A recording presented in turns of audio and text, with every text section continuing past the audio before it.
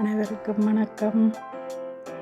இன்றைக்கு சிறுவர்களுக்கு பிடித்த மினி பிட்சா செய்வோம் வாருங்கள்.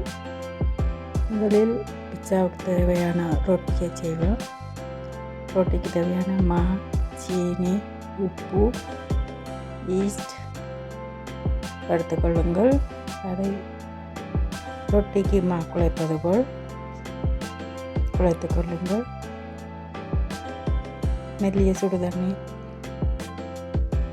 சேர்த்து குழைச்சால் ரொட்டி சாஃப்டாக வரும்.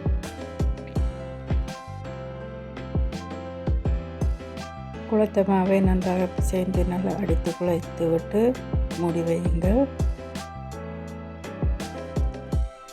இப்பொழுது கோழி இறைச்சியை எடுத்து உப்பு போட்டு ஆவிய விடுங்கள்.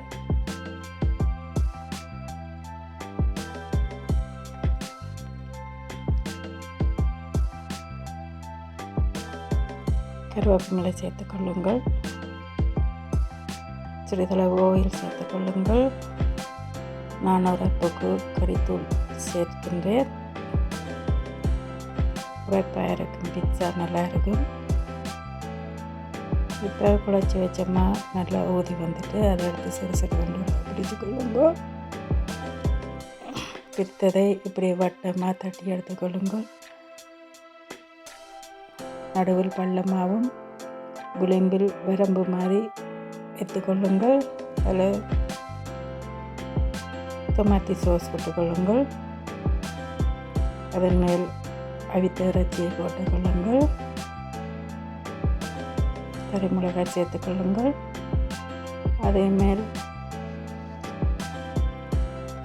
இறைச்சிக்கு தூள் போட்டு வச்சபடியே இறைச்சி நல்ல டேஸ்ட்டாக இருக்கும். அதன் மேல் சீஸையும் சேர்த்துக்கொள்ளுங்கள். சேர்த்து போட்டு அவனில் வச்சிடுங்கள். அவன் நான் கீழே மட்டும் சூடு வரை தனியாக போட்டுருக்கிறேன். பிட்சா ரொட்டியை முதலில் சூடுபடுத்தல ஒரு இதாக எல்லாத்தையும் போட்டு வச்சபடியே கீழே மட்டும் 180 பாகையில் அரை மணித்தியாலம் வச்சுருக்கிறேன். அவிந்து வரைக்கு ரொட்டி வந்து நல்ல சாஃப்டாக இருக்கும். கறித்தூள் எல்லாம் போட்டபடியே நல்ல டேஸ்ட்டாக இருக்கும். ட்ரை பண்ணி பார்த்து சொல்லுங்கள் எப்படி இருந்தாண்டு. நன்றி, வணக்கம்.